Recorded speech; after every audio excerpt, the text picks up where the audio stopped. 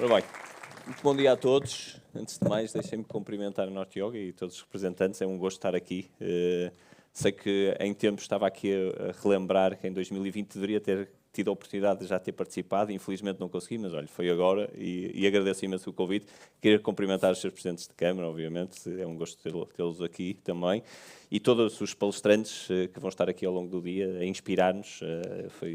Acho que foi já aquilo que eu já pude ouvir. O tema da resiliência é de facto um tema extremamente importante, mas eu não vou pegar aqui. Vou falar hoje da cidade sustentável, ou seja, o que é isto de uma cidade sustentável, o que é o Porto, ao fim e ao cabo. Quero ser muito específico e hoje trouxe aqui coisas específicas para que saiam daqui com uma ideia do que é que uma cidade pode fazer em termos da sustentabilidade e da importância das cidades hoje em dia no mundo. Nós vivemos, e estou certo até porque estou aqui com algumas pessoas que têm feito este percurso comigo, e esta última década tem sido absolutamente transformadora naquilo que é o papel das cidades no mundo. Fala-se muito dos Estados, dos governos centrais, e vivemos em tempos onde sabemos disso, mas as cidades colaboram muito entre si. E eu estou absolutamente certo que são as cidades que vão levar o mundo para a frente, são elas que vão conseguir transformar o mundo, porque nós comunicamos entre cidades sempre com valores e sempre com princípios muito comuns. Ao contrário, quando olhamos para o nível de outros níveis de governação, a coisa já não é bem assim. Mas quando nós falamos do mundo em que estamos, e se quisermos falar em cenários globais, das alterações climáticas, e eu trago aqui imagens específicas daquilo que já aconteceu no Porto, portanto, muitas vezes nós falamos das alterações climáticas, parece uma coisa muito distante, mas não é assim tão distante. E, portanto, estas imagens são, de facto, coisas que acontecem no Porto e já motivadas por cenários de alteração climática, onde nós temos em risco o nosso planeta, onde há algo que temos que fazer, onde nós, como conjunto, a União Europeia tem metas específicas para, nomeadamente, atingir a neutralidade em 2050, mas reduzir as emissões em 2030 já em 55%, e onde as cidades têm sido, elas, a empurrar a própria Comissão Europeia para estabelecer este tipo de metas. Queria que ficassem bem com esta consciência, somos nós que temos liderado estes temas. O Porto tem feito um trabalho neste âmbito desde longa data. Nós, há muito tempo que monitorizamos as nossas emissões. Claramente, se olharmos para todas as nossas cidades, nós temos mais ou menos os mesmos números. 50% vem daquilo que consumimos, emitimos nos nossos edifícios, nas nossas casas, os serviços, e a outra parte vem dos transportes e da mobilidade. E é nestes fatores que nós estamos a trabalhar. Nós temos uma ambição muito grande na cidade do Porto, atingir a neutralidade carbónica até 2030, e somos conscientes daquilo que estamos a fazer. É uma ambição grande, tem grandes desafios pela frente, mas sabemos o que só podemos fazer com as pessoas, com toda a gente envolvida, por uma razão muito simples. O município do Porto, se olharmos para aquilo que é o município do Porto, aquilo que é a sua responsabilidade, nós apenas somos responsáveis por 6% das emissões da cidade. Portanto, se nós fizéssemos um trabalho excelente, na realidade conseguiríamos trabalhar em 6% daquilo que são as emissões. Nós precisamos de toda a gente. E ao precisarmos de toda a gente, aquilo que nós decidimos lançar há uns anos foi o Pacto do Porto para o Clima. O Pacto do Porto para o Clima hoje leva já quase 300 instituições inscritas, leva uns milhares de pessoas também, que se têm unido em prol de trabalhar em conjunto, num compromisso, não é nada binding em termos de obrigações legais, mas é um compromisso, e para mim até é mais importante isso do que propriamente de outra forma. Todas as empresas, todas as instituições, todas as escolas, as universidades, tudo que se tem unido num propósito claro. Nós vamos fazer o nosso papel. E tem sido absolutamente transformador perceber o que cada instituição tem trabalhado em prol e percebendo que elas próprias têm esse desenho. Portanto, a parte do Porto para o Clima tem sido um aspecto absolutamente transformador e foi também aquilo que nos motivou a sermos selecionados como uma das 100 cidades que estão a liderar, em termos europeus, aquilo que é a Comissão Europeia tem 5 missões, uma delas é esta, Climate Neutral and Smart Cities, e escolheu 100 cidades para liderar essa transformação na Europa. O Porto foi uma delas escolhida, estamos a trabalhar com outras também cidades em rede nacional para todos em conjunto também fazermos mais pelo país, mas fomos selecionados por questões muito claras. Primeiro, por todo o trabalho que tínhamos feito até ao momento, depois por todo o planeamento que tínhamos até 2030 e pelo envolvimento de toda a gente na cidade. Portanto, o Pacto do Porto para o Clima foi absolutamente fundamental. Para terem uma ideia, para ser atribuído este award, este label, nós temos que entregar à Comissão Europeia 3 documentos. Temos que entregar um plano de ação, que me parece ser aquilo que acho que toda a gente diria, bem, essa parte não deve ser assim tão difícil. É difícil no sentido em que tem que ter metas muito concretas e planos para atingi-las, mas temos que entregar um plano de investimento, e o plano de investimento não é um plano de investimento municipal, é um plano de investimento da cidade, onde nós temos cerca de 2 mil milhões, não é bilhões em americano, mas 2 mil milhões de euros previstos para ser gastos em mobilidade, em eficiência energética, numa série de áreas que estamos a trabalhar, em captação de carbono. E o terceiro documento é os vários compromissos das várias instituições da cidade que também entregamos. Todos estes documentos foram avaliados, quer pelo Banco de Investimento, quer pelo Joint Research Center, quer pela própria Comissão Europeia, e só no final deste processo, e por acaso com algum orgulho devo dizer, nós não tivemos qualquer interação, o nosso foi clean, não teve qualquer interação, e sei que muitos passaram por interações para explicar mais um ou outro papel, ou como é que se ia atingir uma determinada média, e nós acabamos por receber este label, que é um orgulho para a cidade, é um orgulho para os portuenses, e é também uma grande responsabilidade para o futuro. Como é que nós vamos fazer isto? Eu acho que mais do que falar em termos de estratégias ou de grandes, eu queria vos trazer coisas concretas que nós já estamos a fazer para perceberem exatamente o que é que as cidades podem e devem concretizar.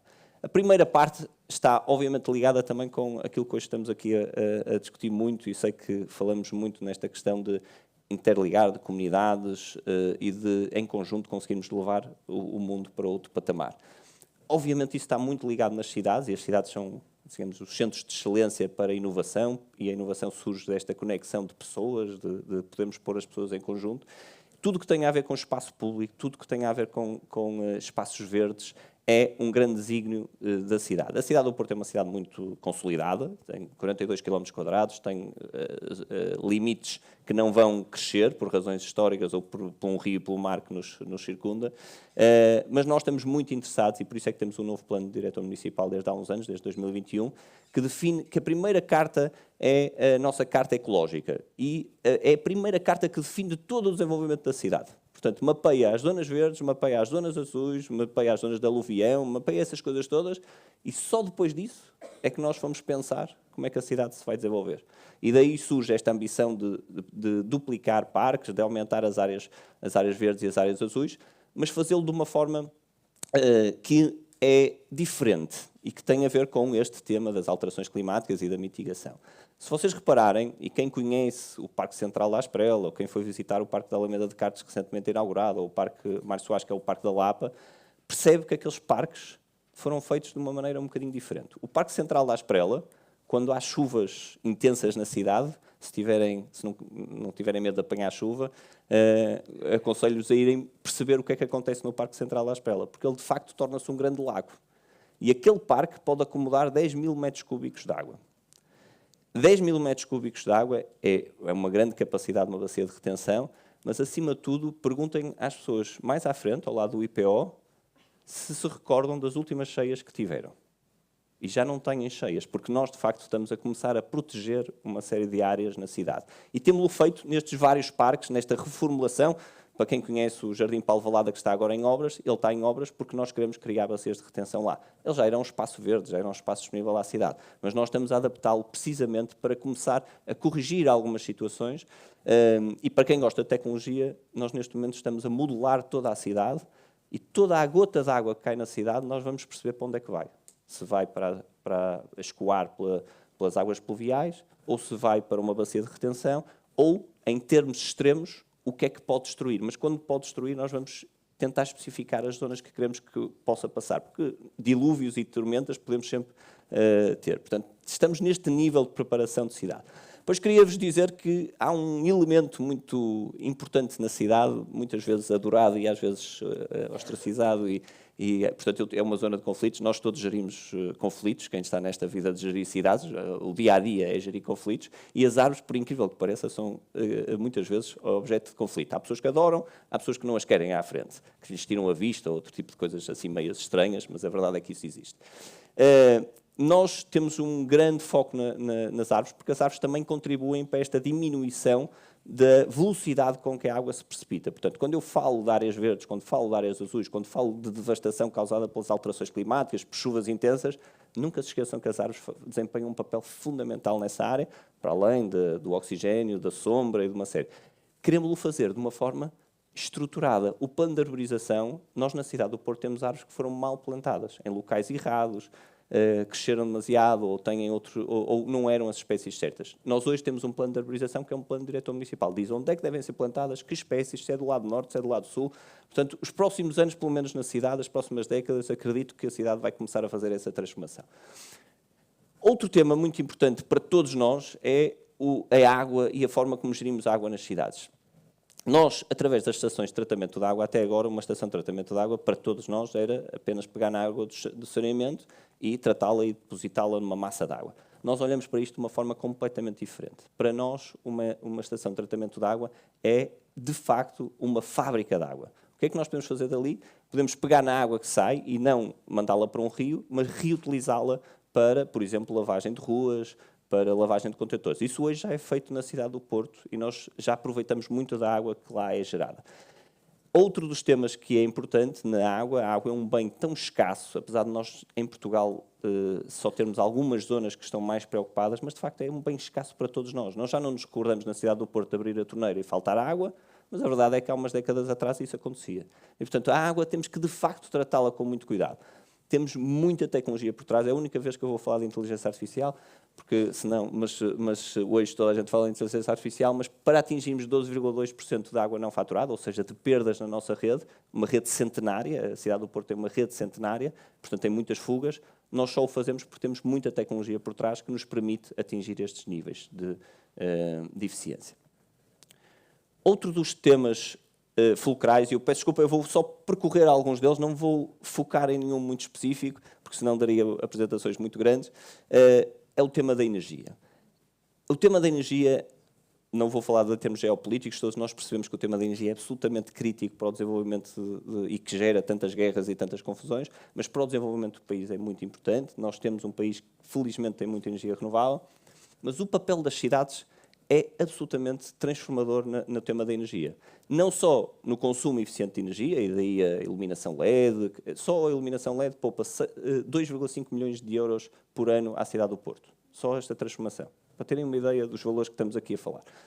Mas nós já só compramos energia renovável, mas estamos interessados em fazer uma coisa completamente diferente, que é produzir a nossa própria energia. Produzir na cidade a nossa própria energia, sermos capazes de gerar a nossa própria energia. E, portanto, nós desde há uns anos, este é o primeiro projeto de Porto Solar, nós já vamos na 4ª edição, mas temos produzido energia em todos os nossos edifícios, em todas as nossas escolas, estamos a expandir para tudo o que seja telhados que sejam do município do Porto, mas estamos a fazer uma coisa que é muito importante, que é partilharmos essa energia. Se vocês olharem, a cidade do Porto tem 12% de habitação social. Habitação que é detida pelo município do Porto. Se quiserem, numa imagem, 12% dos telhados da cidade. Não é bem assim, mas vamos imaginar que seja. 12% dos telhados que não são utilizados apenas para escorrer a água e para a proteção das pessoas. Portanto, eu quero usar esses telhados todos para produzir energia na cidade do Porto. E já o temos feito, já o temos no Agra do Amial a produzir, para 180 famílias, e estamos a expandir neste momento para tudo que seja habitação social. Porquê? Porque produzir energia renovável também não pode deixar ninguém para trás. Esta lógica de inclusão e de que a cidade tem que servir para todos é absolutamente importante, também na produção de energia. Porquê? Porque nós, para os privados, para quem tem capacidade de comprar painéis e produzir energia, nós estamos a incentivá-los e estamos a dar um benefício no IMI, cerca de 500 euros de redução por cada quilowatt que instala. Para as outras pessoas que não têm essa condição, qual seria a cidade coesa, inclusiva e para todos, se deixássemos essas pessoas de fora? Não faria sentido nenhum. Portanto, nós estamos também a investir nestas pessoas. O tema da mobilidade que vos falei no início em termos de emissões é absolutamente crítico. Nós estamos a trabalhar numa melhor frota dos STCP. Eu não queria deixar o biometano de lado, porque nós, como pessoas, como seres vivos, geramos biometano, seja nas estações de tratamento de água, seja, por exemplo, na recolha de resíduos orgânicos, que temos feito um enorme esforço. Hoje há contentores castanhos espalhados pela cidade.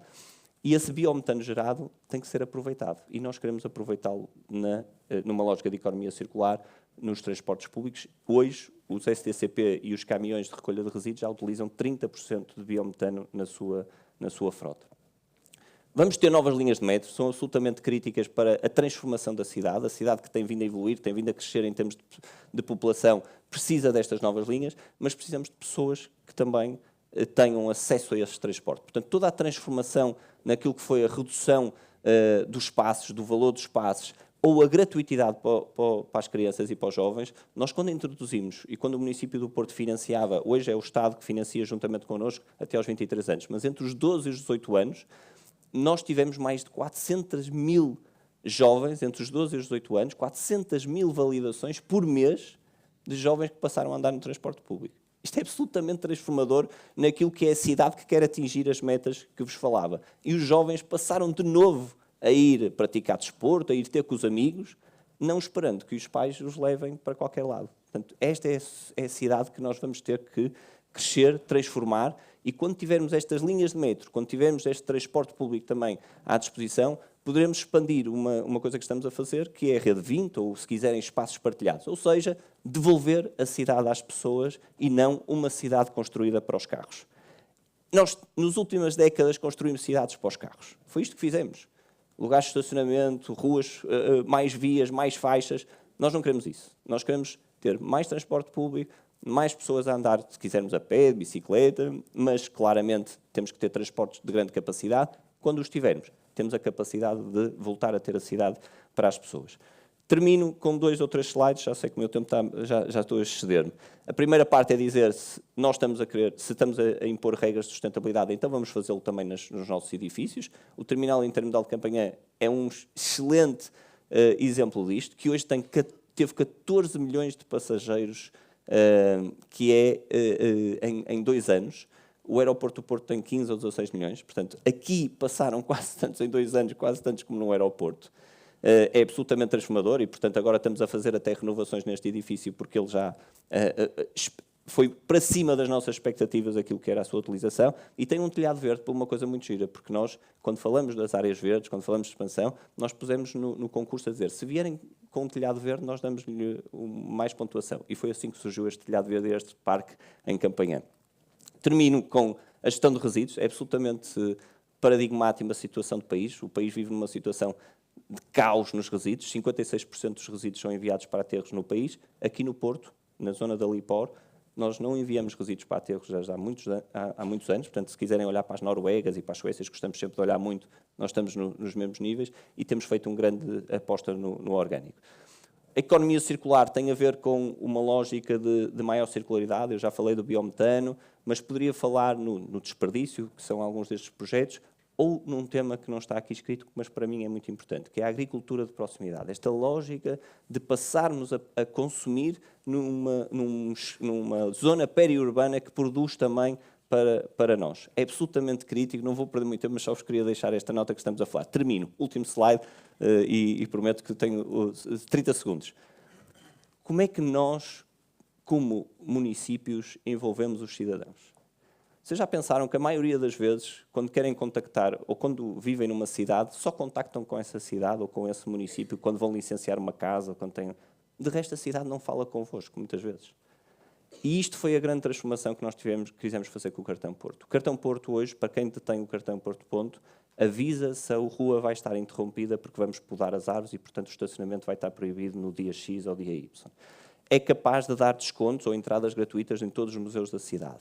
Tem o táxi mais 65, onde as pessoas de idade, com mais de 65 anos, que queiram ir a um centro de saúde ou a um hospital, basta fazer uma chamada e têm um táxi por 2 euros para ir levá-los. Podem subir no elevador do funicular dos Guindais. As pessoas mais de idade utilizam imenso da Ribeira para vir à parte alta da cidade. Temos 22 viagens gratuitas para todos experimentarem o que são os transportes públicos e poderem também eles mudar a sua forma de estar na cidade. E, portanto, nós acreditamos muito que é através das pessoas, e por isso também estamos a investir neste tipo de coisas como o Cartão Porto Ponto, só com as pessoas e através das pessoas é que atingiremos as metas que queremos para 2030. Muito obrigado e peço desculpa pelo tempo.